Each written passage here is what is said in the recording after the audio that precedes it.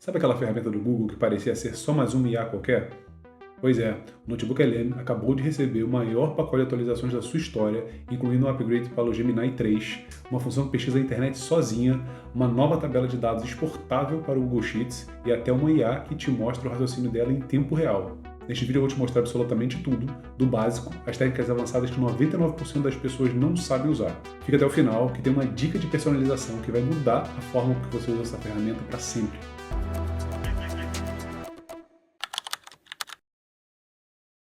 Notebook LM é uma ferramenta gratuita do Google baseada no Gemini. O diferencial central da ferramenta é que ela responde apenas baseada nas fontes que você fornece, sem inventar, sem alucinar. Uma comparação rápida, o ChatGPT fala tudo que sabe, o Notebook LM fala do que você tem e o que você fornece para ele. Uma analogia forte. Imagina contratar um analista que leu todos os seus documentos em segundos e só fala o que está escrito neles. É exatamente isso. Após acessar com a sua conta do Google, a gente tem o nosso dashboard inicial, basta a gente criar um novo notebook. E aqui a gente já tem acesso às fontes que a gente pode acessar, a primeira coisa que ele pede. E os formatos aceitos são PDFs, TXT, arquivos de texto, Markdown, arquivos de linguagem de marcação, Google Docs, Google Slides, direto o link do Drive, link de site, artigos, vídeos do YouTube, e que ele pode transcrever automaticamente, arquivos de áudio, MP3, imagens e documentos Word na extensão DocX. De uma forma muito simples, a gente pode pegar diversos arquivos e soltar eles diretamente aqui e automaticamente a ferramenta começa a estudar, analisar esse conteúdo. Separei alguns arquivos aqui de demonstração e vou lançá-los automaticamente na ferramenta.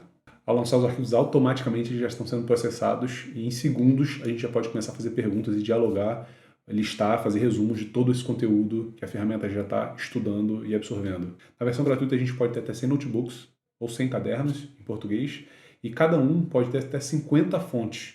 E cada uma dessas fontes pode ter 500 mil palavras. E na versão Pro a gente pode ter 300 fontes e 500 cadernos. E na versão Pro a gente pode ter até 500 cadernos, 500 notebooks com até 300 fontes. A versão gratuita é extremamente generosa. É possível colocar 1 ou até 50 livros inteiros aqui dentro e começar a pedir resumo do livro, pontos altos do livro, principais tópicos, de uma forma muito simples e objetiva, apenas conversando com a ferramenta. Esse é o coração do Notebook LM, o painel estúdio, que transforma seus documentos em qualquer coisa que você precisar.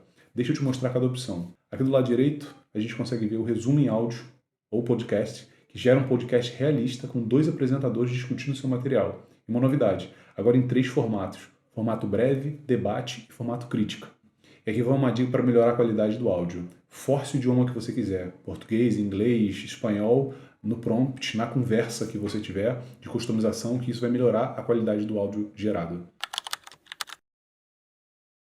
Porque o que temos na mesa hoje é uma mudança completa de paradigma.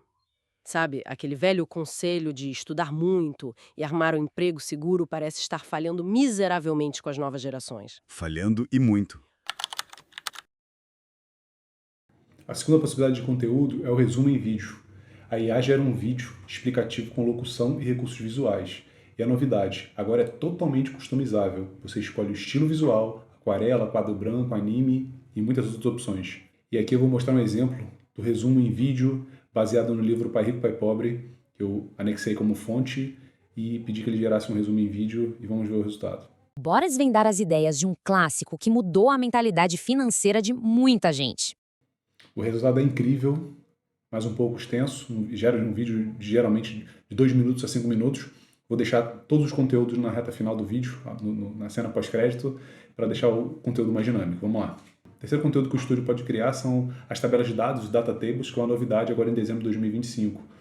Ele extrai dados dos seus documentos e organiza em tabelas estruturadas. Exporta diretamente para o Google Sheets com um clique. A gente tem diversos casos de uso para isso, diversos cenários que a gente pode utilizar, importar uma transcrição de uma reunião, um documento de uma empresa, e ele pode criar tabela de eventos históricos com data, tabela de concorrentes com preços, tabela de tarefas a partir de transcrições de reuniões, por exemplo. Esse recurso é para quem trabalha com dados. Chega de copiar informação de PDF para colar na planilha manualmente. Outro item, mapa mental.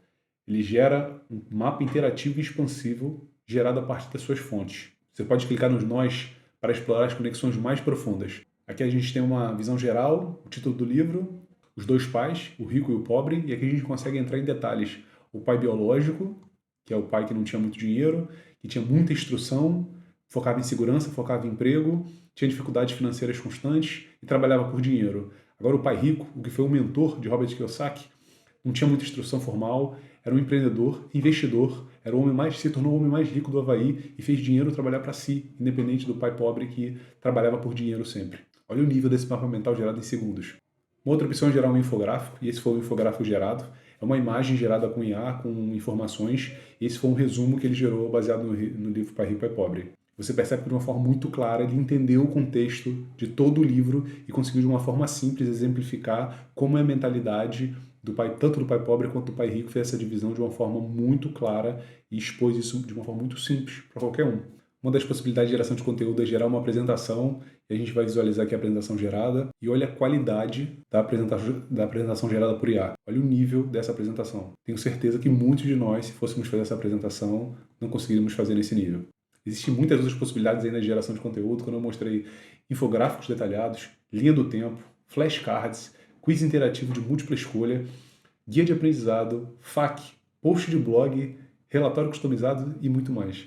Em dezembro de 2025, o Google fez algo que pouca gente percebeu. Atualizou silenciosamente o motor do notebook LM para o Gemini 3. Houveram melhoras significativas em raciocínio e compreensão multimodal, menos alucinações em textos complexos e dados difíceis de interpretar, melhor conexão entre pontos em documentos longos e densos. E o Thinking UX, agora você consegue ver o processo de raciocínio da IA em tempo real enquanto ela elabora a resposta, como se você enxergasse o pensamento dela acontecendo.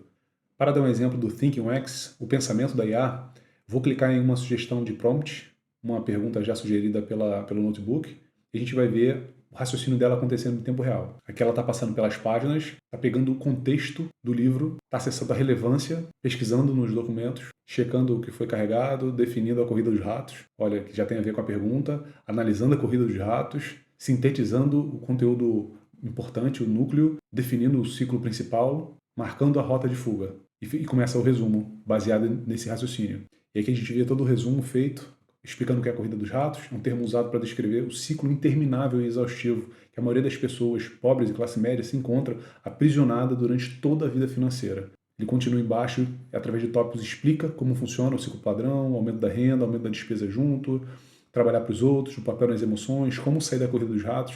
Então ele faz um resumo muito interessante baseado apenas no livro e na minha pergunta. Agora eu vou compartilhar algumas estratégias avançadas que a maioria esmagadora das pessoas não utilizam. Hack número 1. Deep Research automático. Pesquisa profunda de forma automática. Em vez de caçar fontes na internet, ative o Deep Research, um agente autônomo que cria um plano de pesquisa, busca até 50 fontes relevantes na web e importa tudo para o seu caderno automaticamente. Em minutos, você tem um caderno cheio de fontes qualificadas em qualquer assunto. Isso substitui horas de pesquisa manual. Após concluir a pesquisa profunda, ele listou 45 fontes que ele considera melhor, a gente pode importá-las para cá, e a partir do momento que terminar a importação e o estudo prévio dessas fontes, a gente já pode conversar com elas e pedir tudo o que for necessário baseado nessas fontes. Após a importação dessas 45 fontes, ele faz um resumo baseado nelas, mas a gente pode selecionar as fontes que nos interessam num determinado estudo e trabalhar exatamente com aquilo que a gente precisa, o que a gente quer para se aprofundar no conhecimento. O hack número 2 é fazer um filtro cirúrgico das fontes. Erro que todo mundo comete, deixar todas as fontes marcadas o tempo todo. Desmarque as fontes que não interessam e a IA responde apenas com base nas que estão selecionadas. Resultado, as respostas são muito mais precisas e contextuais. Dando um exemplo, eu posso selecionar todas essas 45 fontes aqui e selecionar apenas uma. Pronto, seleciono essa fonte e peço um resumo dessa única fonte selecionada. E logo na sequência, muito rapidamente, ele faz um resumo detalhado dos textos fornecidos sobre os suicídios em massa durante a Segunda Guerra Mundial. Haja como analista financeiro sênior e responda sempre em bullets com dados numéricos. Explique tudo como se eu tivesse 10 anos. Responda em português do Brasil, seja direto e nunca invente informação que nem esteja nas fontes. E por último, ainda existe a possibilidade de selecionar um seletor de idioma de saída, que garante que a resposta vem exatamente no idioma que a gente necessita. E aqui, utilizando o exemplo dado, ele responde de uma forma muito simples todo o contexto da Segunda Guerra Mundial, de um linguajar muito fácil para que uma criança de 10 anos entenda, separado em bullets em português do Brasil como solicitado. Hack número 4. Salvar as respostas como uma nova fonte. Imagina que você recebeu uma resposta excelente da IA. Salve nas observações. Melhor ainda, transforme essas notas em uma nova fonte dentro do seu caderno. E qual é o resultado disso? A IA passa a usar o próprio raciocínio anterior com base nessa referência. De uma forma muito simples, a gente pode vir salvar nas observações, isso vai ficar do lado direito, para que a gente possa acessar posteriormente, mas a gente também pode transformar em fontes. E ela começa a utilizar esse conhecimento que foi gerado como resposta, mas de uma forma muito de boa qualidade, ela começa a utilizar nas respostas seguintes. Antes de estudar ou trabalhar um conjunto de fontes, peça para a IA criar uma tabela com data da publicação, credenciais dos autores, possíveis vieses ou contradições entre os documentos. Isso evita que você estude material desatualizado ou tendencioso sem perceber. Aqui, como exemplo para validar, peguei uma fonte, parece ser fidedigna, oficial. Imagina que a gente quer fazer um documento, um estudo de fontes oficiais. Eu peguei um site da ONU e eu vou pedir para a IA criar uma tabela com essas características que eu solicitei. Aqui a gente pode ver que já tem um contexto prévio. Após criar a tabela solicitada, ele já diz jovem investidor de 10 anos, foram as características que eu solicitei anteriormente. Então ele manteve isso em memória e ele fez a tabela listando as características com data de publicação, credenciado dos autores, possíveis viés e contradições, exatamente para a gente validar a fonte que a gente está trabalhando. Hack número 6. Visão 360 com múltiplos formatos.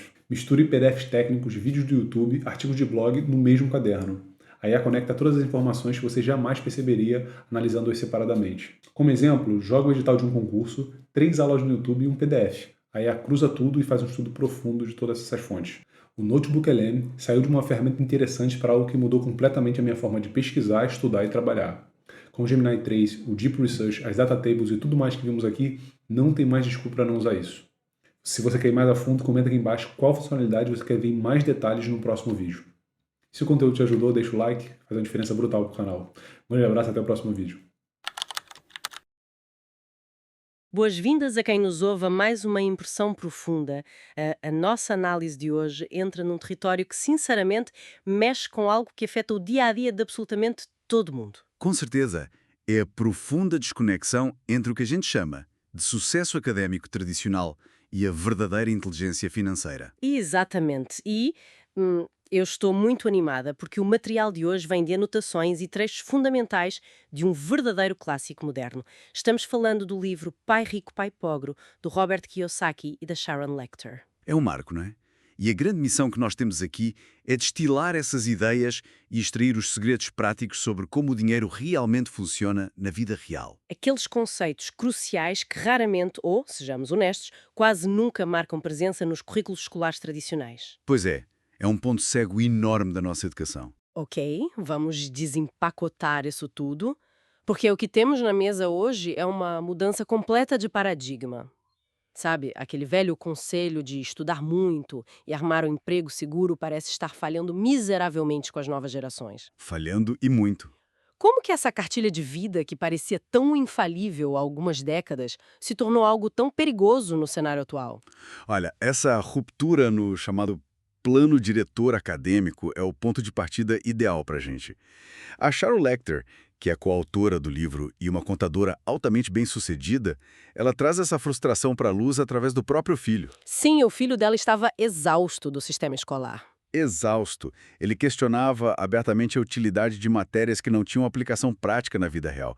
E a questão não é que o conselho clássico de ir para a escola, tirar boas notas, de procurar um emprego seguro, seja mal intencionado. Claro que não. Até porque os nossos avós viveram muito bem com ele. Exato. Na verdade, ele era excelente para quem nasceu antes da Segunda Guerra Mundial. Na era industrial, existia uma verdadeira lealdade corporativa, sabe? As pessoas entravam numa empresa e se aposentavam nela. Isso. Havia planos de pensão garantidos pelas empresas, uma seguridade social muito mais robusta e a promessa de que anos de dedicação seriam recompensados com uma aposentadoria super tranquila.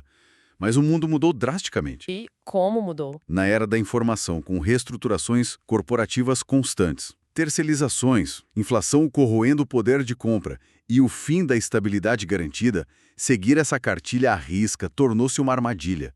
Um diploma universitário, por mais prestigiado que seja, já não atua como um escudo protetor contra o caos econômico. E essa falta de proteção fica ainda mais evidente quando a gente olha para a forma como profissionais altamente qualificados lidam com dinheiro na prática, né? Com certeza. Tem uma passagem no material que é muito reveladora. A Sharon participa de uma sessão de testes do Cash Flow, que é o jogo de tabuleiro educativo criado pelo Kiyosaki. Ela relata um choque absoluto ao observar o comportamento das outras pessoas na mesa. E o jogo nem exigia conhecimentos avançados de física quântica. Não, nada disso. Era apenas o controle básico de uma demonstração de renda e de um balanço patrimonial. O que é fascinante aqui é o perfil de quem estava jogando e falhando miseravelmente no jogo. Sim, a mesa era composta por um gerente de banco, um empresário e um programador de computadores. Ou seja, adultos com formação superior, brilhantes e bem-sucedidos em suas respectivas áreas. Eles demonstraram uma enorme dificuldade. E é nesse ponto que a ironia do nosso sistema educacional se revela de forma meio dolorosa, sabe? É um tapa na cara. Totalmente. As escolas e universidades são fábricas de profissionais excepcionais. Formam-se médicos incríveis, engenheiros fantásticos, advogados astutos. Mas essas mesmas instituições formam completos analfabetos financeiros. O sistema ensina as pessoas a trabalharem duro pelo dinheiro, mas nunca ensina como gerenciar esse dinheiro depois que ele entra na conta. E o resultado direto dessa lacuna educacional é o aprisionamento na famigerada corrida dos ratos. A famosa corrida dos gatos. É muito louco pensar nisso, porque essa corrida dos ratos é um ciclo quase invisível para quem está dentro dele. A mecânica descrita no livro é implacável. A pessoa se forma, consegue um bom emprego e o primeiro salário cai na conta. E o que acontece imediatamente? O padrão de vida sobe. Exato. Há o financiamento de um carro novo, a busca por um apartamento maior, os limites do cartão de crédito sendo testados, e para sustentar esse novo e bem caro estilo de vida, o indivíduo precisa trabalhar ainda mais. Fazer horas extras, buscar promoções. E a renda até aumenta, mas matematicamente, junto com ela, sobem os impostos, as despesas fixas e as dívidas. Corre-se cada vez mais rápido na roda, mas não há saída do lugar. E essa mentalidade não nasce do nada, ela é herdada das famílias. O que nos leva ao contraste clássico entre as duas figuras paternas do Kiyosaki, que ilustram perfeitamente essa divisão de mundos. Esse contraste entre as filosofias do pai pobre e do pai rico é praticamente a espinha dorsal de todo o pensamento financeiro moderno. É o coração do material. Sim. E o fato do Kiyosaki, ainda criança, estar no epicentro dessas duas visões de mundo diametralmente opostas forçou o garoto a comparar e questionar, em vez de apenas engolir passivamente as crenças de uma única figura de autoridade. Vamos detalhar isso um pouco. O pai pobre, que era o pai biológico dele, era o arquétipo do sucesso acadêmico. Um homem super inteligente, com PhD, formado em menos de 2 anos em universidades de elite como Stanford e Chicago. E que ocupava o alto cargo de superintendente de educação no Havaí. Isso. Mas a visão de mundo dele era totalmente pautada na aversão ao risco. Ele costumava dizer que o amor ao dinheiro é a raiz de todo mal. Para ele, o objetivo de vida era a segurança extrema, benefícios trabalhistas, planos de saúde do governo, cátedras vitalícias e a busca incessante por estabilidade. Mas tem um ponto crítico nas crenças desse pai pobre que soa como uma heresia absoluta para a grande maioria das famílias de classe média. Ele acreditava firmemente que a casa própria era o seu maior investimento e o seu maior patrimônio. E quando olhamos para a filosofia do pai rico, que detalhe, não tinha nem um ensino médio completo, mas se tornou um dos homens mais ricos do Havaí, a visão era totalmente outra. Totalmente oposta. Ele afirmava categoricamente que a casa própria não era um ativo, mas sim um passivo, uma dívida. Como que o pai rico justificava isso matematicamente, indo contra o grande sonho de estabilidade patrimonial que todo mundo tem? A justificativa matemática do pai rico é brilhantemente simples e é baseada exclusivamente na direção do fluxo de caixa. O conceito ensinado por ele não tem nada a ver com o valor sentimental do imóvel, mas com a mecânica contábil da coisa. Tirando a emoção e olhando os números. Exato. Um ativo, na definição bem crua do pai rico, é algo que coloca dinheiro no seu bolso, independentemente de haver trabalho ativo ou não. Um passivo é algo que tira dinheiro do bolso. E quando uma família compra uma casa própria através de um financiamento de 20 ou 30 anos, o que acontece na prática? Há o pagamento mensal da hipoteca, o imposto sobre a propriedade, os seguros obrigatórios, os custos de manutenção contínua e reparos, ou seja, Todo mês, a casa exige uma saída de capital. Ela retira dinheiro do fluxo de caixa familiar. E além disso, há o custo de oportunidade oculto, não é? Perfeito. Todo aquele capital imobilizado na casa própria deixa de ser investido em ativos reais, que poderiam estar gerando renda passiva de verdade, como ações, títulos ou imóveis voltados exclusivamente para aluguel. E é importante frisar que o pai rico não dizia que é proibido comprar uma casa grande e confortável. De jeito nenhum. Ele apenas alertava para não chamar de investimento algo que financeiramente drena recursos mensalmente. A classe média compra passivos acreditando que são ativos, e é isso que a mantém presa na roda. E essa diferença de mentalidade transborda das planilhas diretamente para o vocabulário diário. O livro relata uma prática corriqueira que cristaliza como o cérebro processa o dinheiro. Diante de algo caro, como um carro novo ou uma viagem, o pai pobre tinha um reflexo automático. Ele dizia: não dá para comprar isso. E o pai rico proibia estritamente essa frase dentro de casa. Proibia. A regra era substituir a afirmação por uma pergunta: o que posso fazer para comprar isso? É uma mudança sutil de palavras, mas que altera toda a biologia do pensamento, né? Sim, essa ginástica mental é uma das ferramentas psicológicas mais subestimadas. A afirmação "não dá para comprar isso" atua como um disjuntor. O cérebro simplesmente desliga. Fica confortável. Exato.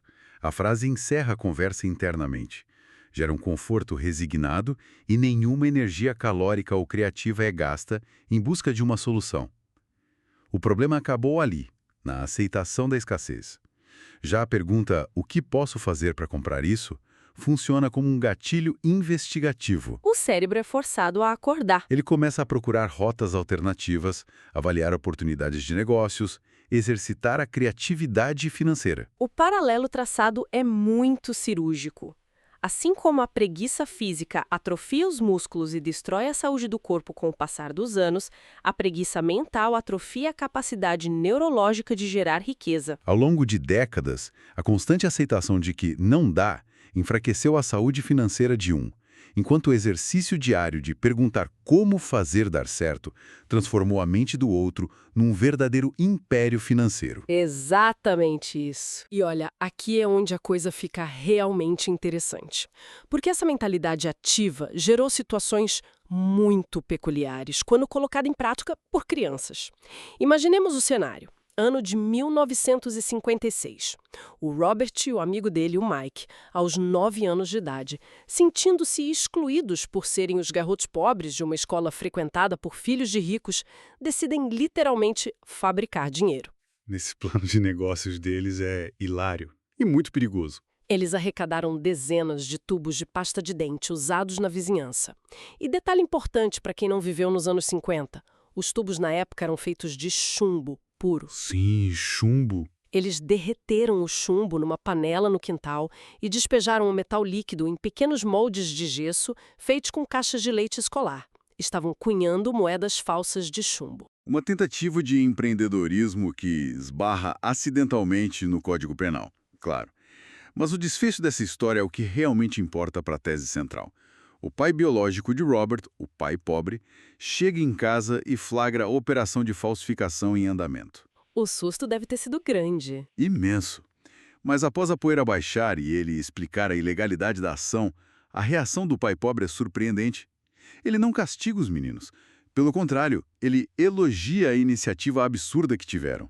Ele enxerga que, diferentemente de quase todo mundo que apenas se lamenta sobre a falta de dinheiro, aquelas duas crianças de 9 anos saíram da inércia e agiram. E reconhecendo que a sua própria educação acadêmica não contemplava a criação de riqueza, ele os direciona ao pai do Mike, o pai rico, para que aprendam os fundamentos de como fazer o dinheiro, mas da maneira correta e legal. E o treinamento que se segue passa longe de qualquer romantismo. O acordo oferecido pelo pai rico é brutal para uma criança. O trabalho consistia em limpar prateleiras e tirar o pó das latas em uma loja de conveniência minúscula e abafada, durante 3 longas horas todos os sábados. E a remuneração, lembra? 10 míseros centavos de dólar por hora. Mesmo para os padrões da década de 50, era um valor irrisório. E o resultado disso é previsível. Após algumas semanas perdendo os finais de semana de sol, trabalhando em um ambiente desagradável e sentindo-se profundamente explorado, o garoto de 9 anos explode. Naturalmente. Ele decide confrontar o pai rico, exigir um aumento imediato ou pedir demissão, chegando ao ponto de acusá-lo de ser um explorador ganancioso que não cumpria as leis trabalhistas. Se conectarmos isso com o quadro geral do mundo corporativo hoje, a resposta do pai rico a esse acesso de fúria infantil é um espelho muito desconfortável para a maioria dos adultos. O pai rico ouve as acusações com calma e aponta que aquele discurso raivoso do garoto é exatamente o mesmo discurso que ele escuta dos próprios funcionários adultos, logo antes de pedirem demissão. É um choque de realidade. E é nesse embate que surge a grande metáfora educacional. A escola ensina de forma passiva, através de um professor falando na frente de uma sala de aula. A vida não tem essa didática gentil. A vida ensina dando trancos. Dando trancos. Cada adversidade, cada conta imprevista, cada decepção profissional é a vida empurrando. Como quem diz, acorde, há algo aqui que precisa ser aprendido. O grande problema é a reação natural a esses trancos. Diante da frustração financeira, a reação instintiva da maioria não é aprender, é bater de volta. Mas bate-se no alvo errado. A culpa é transferida para o chefe que paga mal, para a economia que está em crise, para a falta de apoio do parceiro ou da parceira. E aí cria-se aquele ciclo ilusório de procurar um novo emprego, acreditando cegamente que um contra-cheque um pouco maior num ambiente diferente fará os problemas desaparecerem, o que é uma falácia. Uma ilusão completa. E é exatamente para romper essa ilusão do novo contra-cheque que surge a frase mais emblemática de toda a filosofia que estamos analisando. Os pobres e a classe média trabalham pelo dinheiro, os ricos fazem o dinheiro trabalhar para eles. Uma mudança de paradigma. Sim. Mas a teoria não foi suficiente para ensinar meninos de 9 anos. O pai rico precisava de um experimento de choque. Para provar que trabalhar visando apenas o salário é uma armadilha, ele toma uma decisão drástica e exige que os meninos voltem para o mesmo trabalho na loja de conveniência aos sábados, cumprindo as mesmas 3 horas. A diferença? O pagamento agora seria absolutamente zero. 0 centavos. O objetivo central era desintoxicá-los desde cedo do vício perigoso que é a dependência psicológica do contra-cheque. E essa transição para o trabalho não remunerado é onde o treinamento deixa de ser apenas sobre finanças e entra num terreno puramente comportamental. O pai rico estava testando a resistência emocional das crianças e a capacidade de não ceder ao impulso imediato. E o clímax dessa traição psicológica acontece algumas semanas depois, durante um passeio no parque.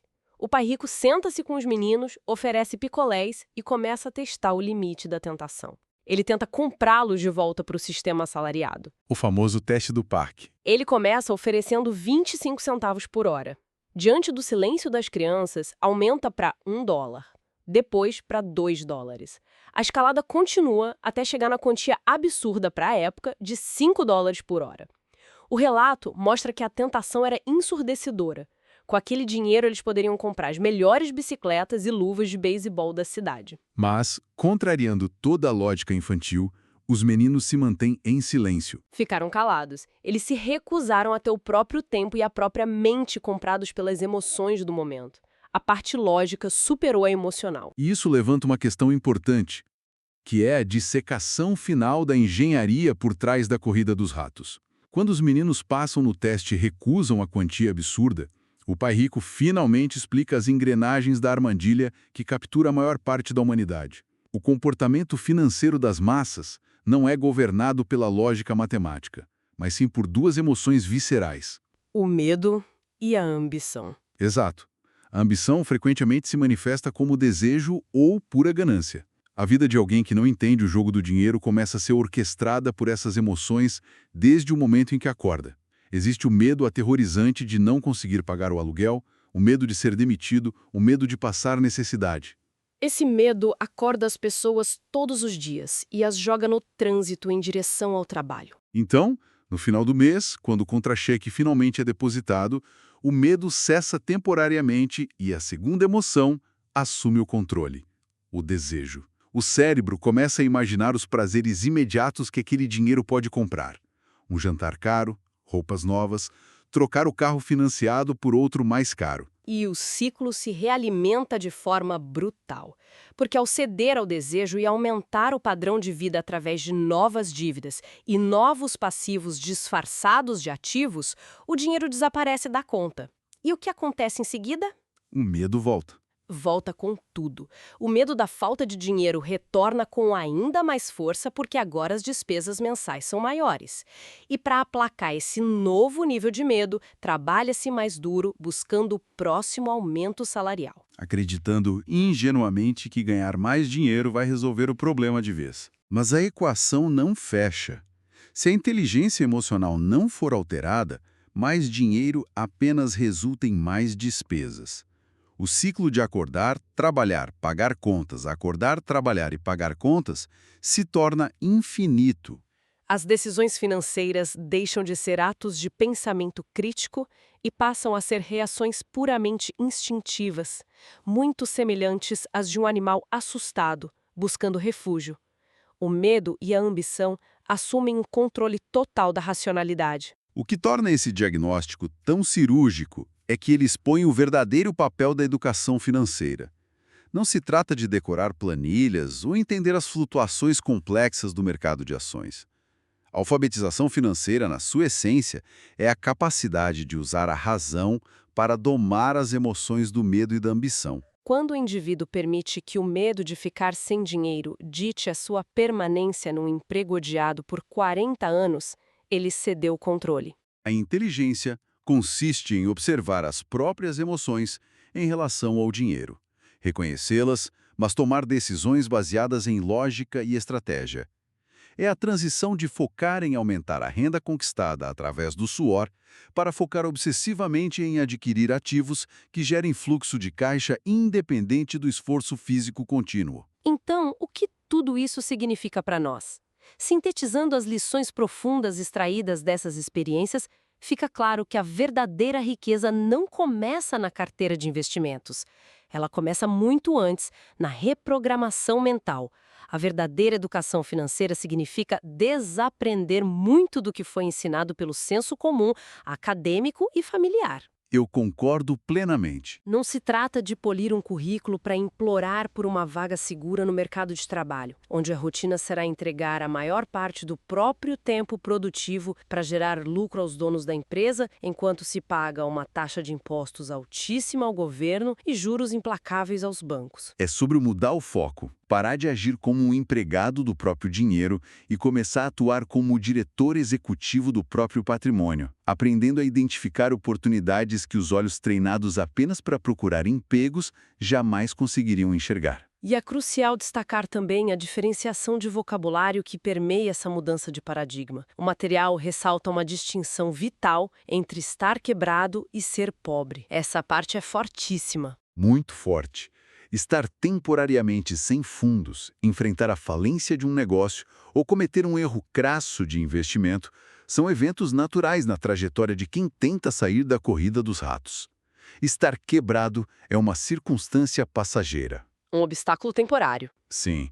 Ser pobre, no entanto, é uma condição permanente da mente. A pobreza de espírito se consolida no exato momento em que se desiste de tentar. Quando se adota o papel de vítima do sistema e se paralisa o cérebro com a afirmação categórica de que o sucesso financeiro é impossível.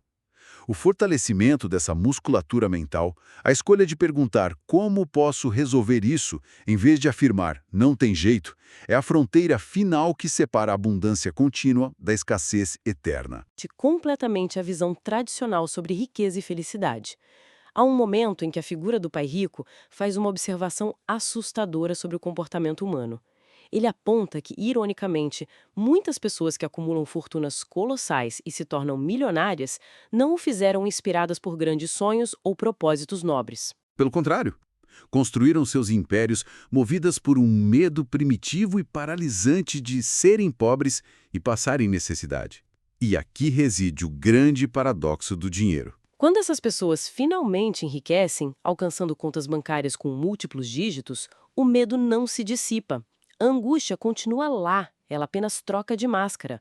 O pavor de não ter o que comer se transforma no terror absoluto de perder tudo que foi conquistado. Pessoas extremamente ricas muitas vezes perdem o sono, reféns das flutuações imprevisíveis do mercado ou aterrorizadas com o julgamento social caso fracassem e tenham que voltar à estaca zero. Se quem não tem dinheiro sofre cronicamente pelo medo da escassez e quem tem muito dinheiro sofre cronicamente pelo medo da perda, a reflexão que se impõe é inevitável. Será que a tão sonhada liberdade financeira tem muito menos a ver com a matemática e a acumulação de ativos e muito mais a ver com o completo domínio sobre a própria psique humana? É uma ótima pergunta. O conhecimento financeiro seria, na sua camada mais profunda, não uma ferramenta de enriquecimento, mas sim uma terapia intensiva contra os nossos instintos de sobrevivência mais primitivos. Fica o convite para a autoobservação de quem nos ouve, ao tomar decisões financeiras diárias, desde a compra de um simples café até a assinatura de um longo financiamento imobiliário, vale a pena questionar quem está realmente no controle das escolhas.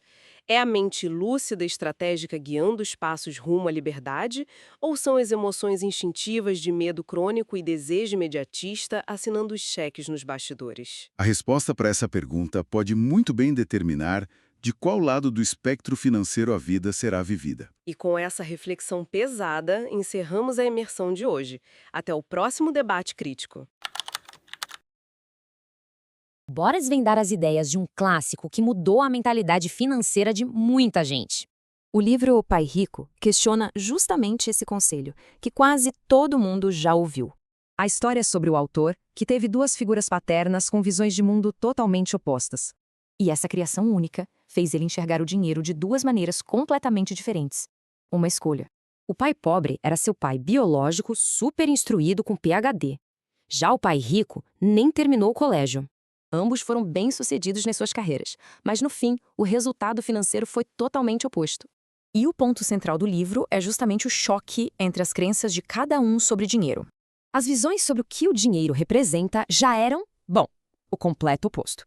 Uma frase é uma afirmação que fecha portas. A outra é uma pergunta que abre a mente. Até os conselhos sobre educação tinham objetivos finais totalmente diferentes, bem opostos na verdade.